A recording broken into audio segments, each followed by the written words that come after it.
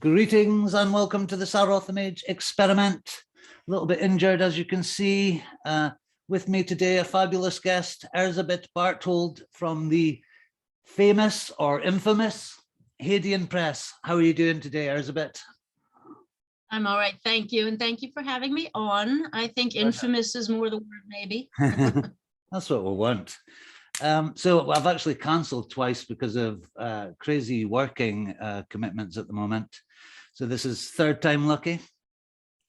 So Erzebet, could you tell myself and the viewers how you got into this whole magic lark in the first place? Well, I don't really have an exotic story like most children in the States. I was read a lot of fairy tales as a child, a lot of books on myth. I was raised by my grandparents. My grandmother was a school teacher, so it was very important for her to have an approved range of reading material, and that kind of stuff was approved. But I think what set me apart from most of the other kids I knew, at least, was that I never stopped believing in the magic of the fairy tales. So I don't really have a story of getting into magic, because I've always, like, as soon as I became conscious that there was such a thing, it's part of my worldview, and that's never changed.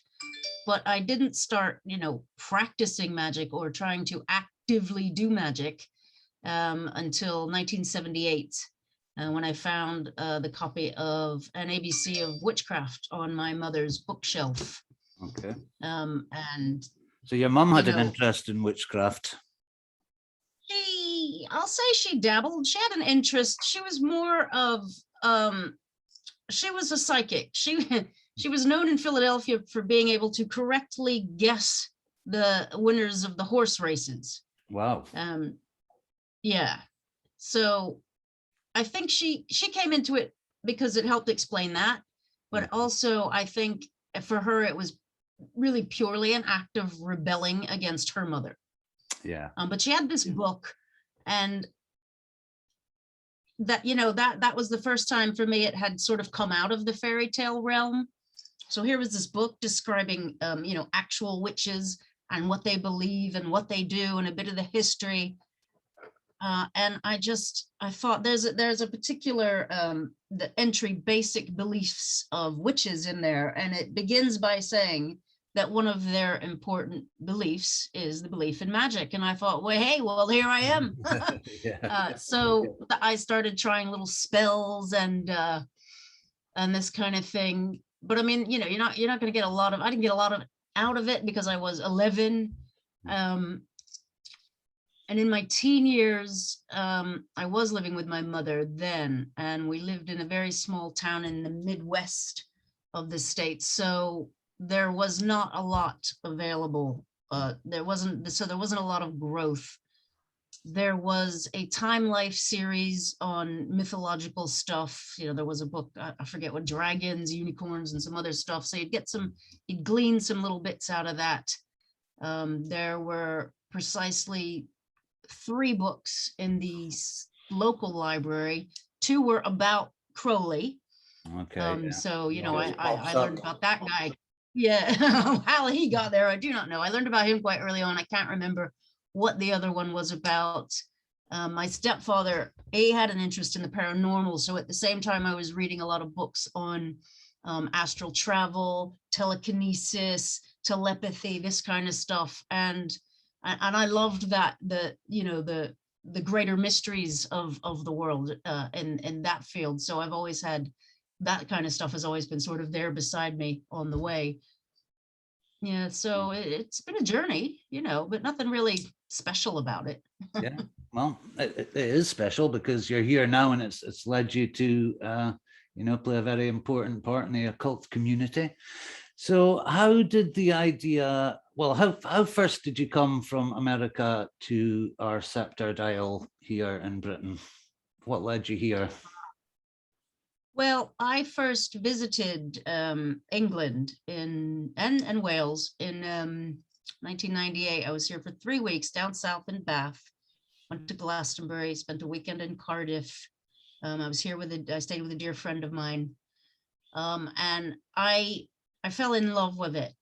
I just could not, well, the green, okay, it was green. I couldn't believe the green. I remember taking the train from whatever airport to Bath, and there were fields, and they looked fluorescent. Do you know what I mean? I'm sure they you do do. kind of glow from within the British countryside.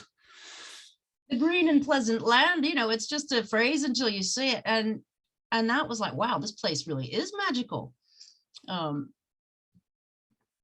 I don't know that the people there down south were super friendly to me, which made a big difference. I'd lived in big cities in the States, and you know, people are people. We went to Glastonbury, and I thought, wow, this place needs, like, you know, a for real occult bookshop. You know, it needs a satanic shop right in the middle of it.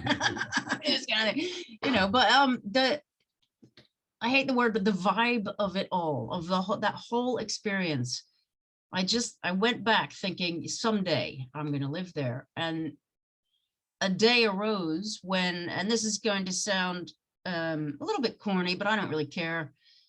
The day came when the spirits said, it's time to go.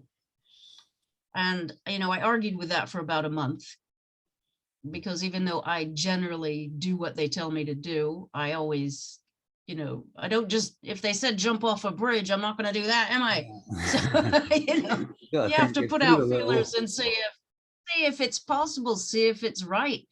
But it you know, it was a really weirdly magical time in my life right there, and the messages were coming through quite loud and clear, and the opportunity was available. You know, it could happen. So I thought, right, well, okay, it is time. And I made the leap. I came over, I left on a Halloween night and arrived here on 1st November. Perfect. Yeah, I did that deliberately. Start a new life. You want to start it on the right day, right? Yeah. And my first year here was hard. It's a lot different to live in a foreign country than it is to visit it, right? So there were just constant little culture shocks. And sometimes it even felt like England itself was testing me. You know, are you worthy to be in this island? I was like, what the fuck is this? You know what I mean? It weird little things would get me, like, you know, who the fuck doesn't have a screw-in light bulb, right? This one time I'm like, here's something finally I can do. The light bulb blew. I was like, yes, I could do this. Well, if I pop to the little corner shop, get the screw-in light bulb, I come out, it's a bayonet. Yeah. What the fuck is this? You know, I was in tears, like, this is the last straw. I'm going home. But I didn't. Oh, good for us. So when you say these spirits told you, is this like a psychic thing that you inherited from your mother, or were you doing actual practice where you would evoke spirits and communicate with them? How were you getting those information? I've always been involved in invoking spirits, or just communing with the spirits that are already present. A lot of land-based stuff. You know, I think it's very important to, wherever you live, get to know your local flora, fauna, wildlife of all kinds, and establish a relationship with that. And I've always believed that, you know, I have a very, before it got trendy, I've always had the very sort of animistic worldview. Everything is ensouled, everything has spirit, everything has a spirit that can be communicated with in some way or another. You know, they might not use words like we do, but they are there. So it was a combination of a lot of weird dreams, a lot of real life experiences, random strangers coming up to me and saying, go to Britain, go to Britain. Oh, honestly, like the weirdest one, I was walking back from the shop, and I was at a crossroads. There was a train track on one road and then another road. So it was, you know, a proper cross, not a three-way. And I'm there, and I see an old guy coming along the tracks, and he comes at me. And as we pass, he looks me in the eye and he says, go on, it's time. I'm like, what the fuck, who are you? You know what I mean? It's like, I don't need this. I really didn't need it. You know, I wasn't, it wasn't, I didn't I was thinking maybe 10 more years, maybe in 10 more years, then it'll be time. So all this batshit crazy stuff was happening. And, you know, I can usually take that kind of stuff and be like, yeah, all right, and carry on about my business. But it got really heavy. I don't, you know, all the tarot readings, all the stuff, I don't really trust myself with tarot readings for myself anymore. I did a daily reads for about 10 years, and I just thought, you know what, that they know me too well, and they're telling me what I want to hear. Yeah. So I did read the cards, but I didn't, you know, really take that as a given that they were being accurate. But yeah, I have done a lot of spirit work over the years. These days, I don't do so much, I'll call it ceremonial or structured evocations or anything. I'm just constantly talking to them. Yeah. Once you've opened a dialogue, they're always there. Yeah, well, I think once you make those initial pacts, and, you know, as long as you reciprocate and it's a two-way relationship, you don't really need to do a lot of work forever to carry on with that relationship. Indeed. And talking about relationships, your partner in crime, how did you meet Mr. Chris Carr? Mr. Chris Carr, who or Dis, I always call, I believe he's known as. That's been his nickname forever. That's how I was introduced to him. I didn't even know his proper name for a few months. He was a friend of a friend. We met he just popped into the friend's house one day, and I thought, who's this weirdo? And he thought I later learned he thought the same about me. What's that? You know, and then it was my 40th birthday party when some little sparks began to fly, but it was about 4 or 5 months after that we finally got serious. So yeah. You were already involved with, I think you started with book binding and stuff, didn't you? Had you done publishing before you came to this country? Yes, my other press, Papaveria Press, mostly that was small miniature runs of books in the folklore, fairy tale, fantasy fiction area. There's some paperbacks as well. You know, I was not as hardcore about that. That was like that was my For the Love. You know, that was right out of my heart. And it's still going. It's not very active because I'm super engrossed with Hadean Press right now, but I do have plans for that press still. So yeah, I did have some experience. I'd also been a published author, so I had the experience from the other side as well. Yeah. Before we started Hadean, yeah. So how did the idea come? You know, did you think, hey, you know, we really need an independent kind of punk rockish magic press here, or it just came? No, I wanted my husband and I to have a project to work on together, something that we could just, a hobby, you know, something we could both put our energy into. We were never obviously going to have children because I've had children. I'm done with that. I love my girls, but there's no way in hell that will ever happen to me again. So, you know, I wanted a magical child with him. I wanted a project that would just give us something to play about with. And so we came up with a name, we bought the website, and then we were like, oh, what are we going to publish? I don't know. What was the first thing you published, by the way? We started with the British Journal of Thelema. Oh, of course, yeah. Child, yes. We did the last 3 issues in the volume because Dis, one of the first things he did when we got together was introduce me to the English Kabbalah. Ah, yes. And, you know, yeah, having come from, well, I'd been in the OTO, so I'd read all the Crowley stuff. I'd read all the, you know, the 777 and the 11 billion tables and charts and all this and all the Hebrew, but I never engaged with the Hebrew. It always struck me as like, that's just not for me. Like, why do I need to know this? So I'm a terrible magician. I'm the worst. Never do what I do. I just wrote it off. I'm not doing that. I don't care.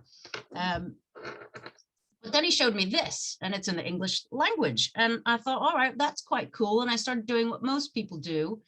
and doing the number equivalencies. Okay, this word equals this, and this word also equals this. And I swear to God, just by doing that little bit of it. Now, English Kabbalah is a whole system, obviously, but just from doing that little bit of it, I had some incredible personal insights, okay? Like stuff that you wouldn't think this equals that. And it's just words and numbers, right? But some phrases that are personal to you. Yeah. And then you find out that that number also equals this word over here that is like completely explains the deeper meaning of why that phrase means so much, or how, it was like, Absolutely. oh, this is amazing. I spent about 2 months just doing a deep dive with it. Yeah, I like that because I like numerology. I like the idea of a Kabbalah, right? I like it. So, but there hadn't been one for me. And this was perfect. So I wrote to Jake. I sent Jake an email. I was like, oh my God, this is amazing. A little fangirl, a total fangirl, right? And we got to chatting, and we met at an event, some occult event. I can't remember which one. But, and we got to chatting, and then we decided to carry on with that issue and the next two. Yeah. But then Jake had moved on from EQ by then. Yeah. So we started a Conjure Codex in its place because that more fit his interests and mine. And you also, one of the lovely things about Hadean is your guides to the underworld, your pamphlets, which are incredibly useful and very sort of it got me thinking when the printing press was first invented, it wasn't, apart from Bibles, it wasn't great wordy, it was just these little pamphlets, and I think you're carrying on that tradition, and they're so cheap, and you can get the digital editions for £1, but I always spend the extra couple of quid to get the paper one, Yeah, so was that part of the idea from the start, or did everything just tumble out? Or, I mean, you must plan things. Oh, no, I don't plan anything. It was very, very nearly the start, but this was also Jake's idea. I think we were at his flat one time and just having, high as kites and just having a chat about the old days. And I probably expressed my love of these because, that's, you cut your teeth on that stuff. You'd be in a record shop or something and they'd be all there in the little, in the thing, and you'd go through it and all be about music. And then it'd be that one, the cult of the bloody blah. And it was like, Temple of Psychic Youth used to stick them everywhere. So yeah, that was, that's down to Jake, cheap and cheerful and for the masses, and they do very well. I'm absolutely shocked though that we have over 40 of them now. Yeah, that's a lot. I never, we started with like one, had about 4 for a while, and then they just keep coming out. Yeah. So I take it this is you don't have another day job. Hadean Press is your full-time job. Yeah. That's correct. Hadean Press. It is now. I turned it into an actual limited company a few years ago, 2019. Before that, I didn't. I still thought I kind of still thought of it as my hobby. You know what I mean? Like, yeah. But this got swept up with his day job at the time, and he didn't have a lot of time to devote to it. So I did all the things for a very long time. And I thought, you know what? So this needs to be my job. So I turned it into a business, and I've done loads of stuff since then. And yeah, now this is my day job. Yeah. And this, is it also his day job? It is now. Yes. I recently employed him. Employed him. I did. During the I am the Supreme Grand Commander of Hadean. Oh, we know that. He during the pandemic, he was obviously put on furlough, like most of the country, with a job that involved driving around and going places. And then when they were making people redundant due to the pandemic, he took that. So he willingly left that world behind, and it really was destroying him. It was soulless corporate. Yeah. So he's also got his own business, Papa Hemlock. Okay. Yeah, he does the wood carving, and hopefully that will take off too. But I mean, it's about how much time do I let him have? Oh, I think I've actually seen some of his carving, actually. Yeah, it's beautiful. Oh yeah, it's beautiful. So I don't want to go too deeply into the like technical aspects of publishing, but someone sends in a manuscript typed out on like a Word document. And then how do you divide the labor and who does what? And how do you end up with that beautiful finished book? Well, I read all the manuscripts. I make the decisions about what gets published and do you what make doesn't. like Sometimes editing? Sorry to interrupt, but do you say, oh, we could lose this bit and maybe expand a bit on that bit? I will do that. Yeah. So once a manuscript's been accepted, I will give it a glance to see how much it initially needs. Then I send it to Brian Johnson, my assistant editor. Oh yeah, Brian. He does Johnson. the first pass. Yeah, he does the first pass. Then he sends it back to me. I'll do another pass, and then I'll do another pass, and then I send it to the author with my suggestions, corrections, and comments. They work with it for a while, send it back. I go over it again. So this goes back and forth a few times until it has been fully edited to everybody's satisfaction. Then I do the book design. Then I send that PDF. If it has images, Dis will help with that sometimes. Like he does a lot of seals and sigils and that. So sometimes it's both of us working on the design. Sometimes it's just me. Then that gets sent to the proofreader, our proofreader, Matt. And then that comes back to me and I check over his edit, make his corrections. And then I order a printed proof, paperback, because I do my best reading in print. I hate reading online. I hate it. It's horrible. Hate it. Yeah, me too. Yeah.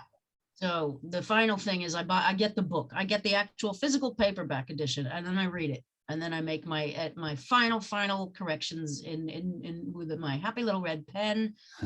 And then we're off to the printer. Yeah. So when did Hadean Press start again? Was it 2008? It was 2008. Yes.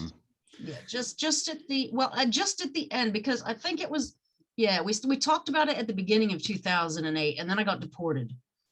So, okay. As you do. Yeah. So when I came back, yeah, as you do, when I was welcomed back, then we started, and the dust had settled from all that. Then we started seriously talking about it that winter. I think it was early 2009 when we finally bought the website. But yeah, it was spring when we said we're doing this, and he named it, and I ran with it. I'm wearing my little Hadean Press badge, by the way. They kindly sent me one. So what I was going to ask was, we hear this word occulture a lot nowadays. I don't know who started it. I don't know if I'm crazy about the word, but not just within Hadean Press, but within your long career in magic, how do you see it's changed from the when you were a teenager, there wasn't much around. You've come, because I've definitely seen changes. I'm wondering if you're seeing the same ones. Well, I mean, the internet changed a lot as well. There's so many subcultures within a culture. Like, I'm not on TikTok, so I can't speak for that. Well, I am. I have an account, but like I never use it. It's like, what is this? Yeah. So I don't know what's happening there. I barely look at my own Instagram because I now have Rosa Laguna, who's my social media manager, so she handles all that. So in a sense, I'm not really wanting to speak on it overall, but I have noticed greater visibility and an absolute overload of information now. Yeah. But I've also, in my lifetime, it has also, the study of magic is being taken more seriously by academia as well. Yeah. So for me, those are the three big changes. The visibility thing still does my head in a little bit, people, in my dance class, for example, we have a new member, and she's been on my Facebook, so she saw that I do the Magical Women Conference. She was like, oh, Magical Women, blah blah blah, I do this. I'm like, people it was a rare thing that somebody just came up to you and shared their entire magical worldview out of nowhere, total stranger. Absolutely. That in my day, that didn't happen outside of, select groups, gatherings, festivals, that kind of thing, where, you were there for that reason. So obviously everybody was into it in some way or another, but just, randomly in the dance class, that still kind of freaks me out. So yeah, we're more visible. We're a lot more visible. The internet, of course, has a lot to do with that. Yeah. Mm-hmm. And there's a lot more information out there, which is both good and bad. Yeah. I think there's also been a massive move towards re-looking at grimoires and the older traditions and the Greek magical papyri, that kind of thing. When I first got into magic, it was all I could get was, I'm in Aberdeen, kind of stranded up here. I had one little comic book shop. We got wiser titles, so it was like Robert Anton Wilson and Crowley and Israel Regardie and pretty much nothing else. So it was a bit of a shock for me, to be honest, when I started to catch up with people like Jake Stratton Kent, that they were, they'd abandoned the psychological model and it was all about the spirit model. And it's been quite fascinating evolution to watch. Yeah. Well, that's what it is. It is an evolution. I mean, what we have here in the West, I'll use that word. We don't have living traditions in the same way they do in other places, South America, Africa, the Caribbean. But in a sense, it's not like we ever lost magic. Mm-hmm. It was there, and it's still there in the folk magic. I mean, that's never died. Yeah. But it has evolved. The 19th, early 20th century was, that revival. I think that was a great and necessary step, right? And I applaud those people for doing what they did and going out on a limb and being weirdos and freaks at that particular time. Yeah, I do. You have to. Someone has to be. I don't agree with everything that they wrote back then, and obviously you want the field to evolve, but I'm not going to trash them either, because, they without them, where would we be? What would we have? We'd have nothing. Absolutely. Well, we'd have something, but what would it look like? So we have inherited that in the English speaking world. Blavatsky and all them that get trashed now, but yeah, obviously their ideas were unsound. I mean, a lot of the crap going around at that time was completely unsound. And ridiculous to us now. Like, what is that? What is that crap? But at the same time, you have to at least respect the fact that you're walking sort of in their footsteps. They were there first and carved a path, and what we do with that is up to us. And yeah, I applaud the people who are advancing the field and expanding the field and getting away from that garbage. Well, absolutely. You being one of them by releasing all these fantastic books, So talking of Blavatsky, your involvement in the Magical Women, is that brilliant segue there? The Magical Women Conference. Did you come up with that idea? I know you're like pretty much at the center of it, but how did that come about?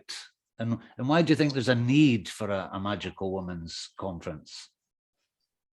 Well, it came about in 2000 and no, I think it was 18. God, it's all a blur now, nobody knows what day it is anymore. Yeah.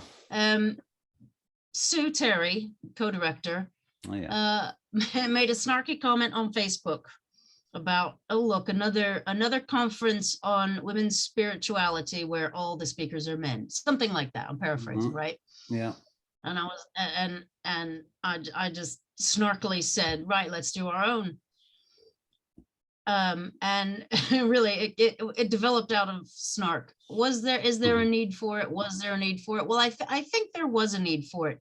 At that time, I'd see a lot of comments about how, well, there aren't any women speakers. Well, we couldn't get them. We couldn't reach them. And Sue and I just thought, well, that is bollocks. Mm-hmm. There's thousands of us. So the first conference the big one. That was kind of a response to that. We were completely overwhelmed ourselves by the response to not only our call for papers, so we started, looking for speakers, but just to the overall positive response that the conference had. So yeah, I do think it was needed. I don't like to boast about anything, but I think it was Marco Visconti called it a landmark in occultism, and I think it was. The other thing, for me, it was important also, and this is partly my experience, partly a lot of anecdotal experience, but when you put a woman in a room with a bunch of men, she will get talked over. She will not be given, in general. I'm generalizing. I'm sorry for it, but I don't know how else to talk about this. She will occasionally or often get talked over. So we wanted to provide that space where women could say what they had to say without some guy being like, oh no, I think you'll find you're wrong. Which is no, you know what? Okay, we can have that debate. Maybe we are wrong, but we can have that somewhere else. Right now, let's just get together and have this for us. And we did that. And then, of course, the next year we could do nothing because of COVID. So this year we had it online, and we've done a lot of things online. We did our summer salons through 2020, which was great. And we've kept to our women speakers only, and by that I include trans women. That should just be default. Of course, non-binary. But we are going to break from that, because we understand we've given the impression that men aren't welcome at our talks, and of course they are. Everybody's welcome to come and listen. If we're doing a presentation on something that interests you, for God's sake, come along. We keep, we're very friendly and welcoming to everybody. But we are going to branch out. We are going to allow men to speak as well at the Margaret Murray conference in London in November. Paul Summers Young and Maud Morgan will be speaking there. So we will also evolve. We made our big statement, and that is something we will, the Magical Women Conference will always be women speakers talking about whatever they want to talk about. The other stuff we do, the summer salons, they might branch out. Some of our live conferences, they might branch out. We will adapt and evolve, because you have to or you die. Absolutely. So what is next for Erzebet, and what is next for Hadean Press? Well, next for me is in September, I begin university. Oh, wow. I'm going part-time as a non-matriculated student with Oxford's Department of Higher Education. Oh, yes, I actually saw your Facebook post about that. Could you tell us just a tiny bit more about that? Well, during the lockdown, I decided that I wanted to take some courses online. So I had to root around the internet, and I found a few. I found Oxford's BIT, and their courses looked really, really interesting as compared to some of the other stuff I saw. So I didn't want to I don't like to commit to anything that's going to take up time, because time is such a precious thing for me. Hadean Press takes a lot of it. So I did a few courses, and I thought, I really love this. And I really, wouldn't mind finally at the age of 50 odd, I know what I would major in if I went to uni. Because I have no formal education whatsoever outside of high school. Okay. And I really, really enjoyed it. I really enjoyed it. So I thought, right, I'm going to do this part-time course, the certificate course, which amounts to the first year of a bachelor's degree. So it's nothing fancy. I'm still down on the end of the totem pole there, but yeah, I think I'll enjoy it, and then we'll see. After that, we'll see what happens. I'm also writing a book, so I hope to have that finished and off to my editor by the spring. Okay, what's the book? I am writing a small book, a short book, nothing massive, on the fairies in the grimoires. Ah, okay. Yes, in particular, particularly 7 of them, and I'll go a little bit into the fairy queens. a little bit into the what I call the aliases. But there's a core 7 fairies that I've tracked throughout history in various manifestations, and I just want to put that all together. That's I have a thing about fairies. I always have, and that's my way of giving back to them, I guess, for what they've done for me. So there's that.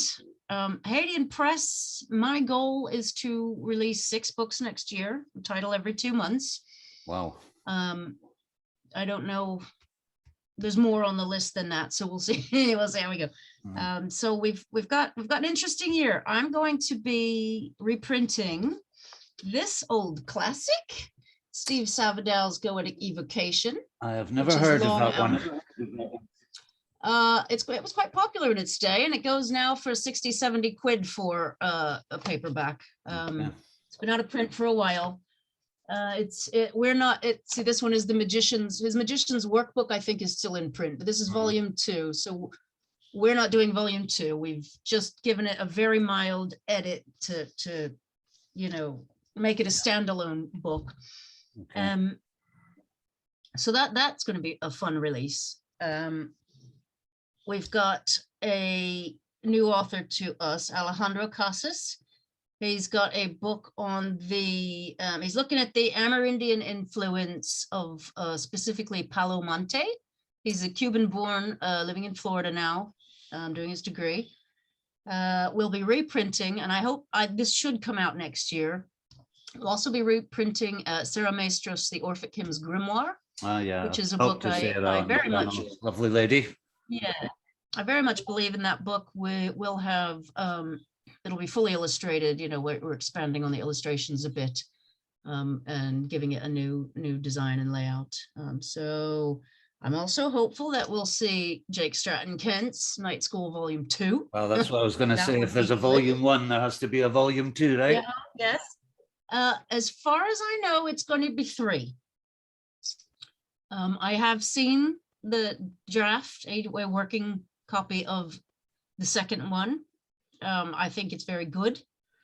I think Jake is doing a good job, of doing exactly what he set out to do with that series. So I'm hopeful that, if that manuscript comes to me by the end of this year, there's no reason I can't get it out next year.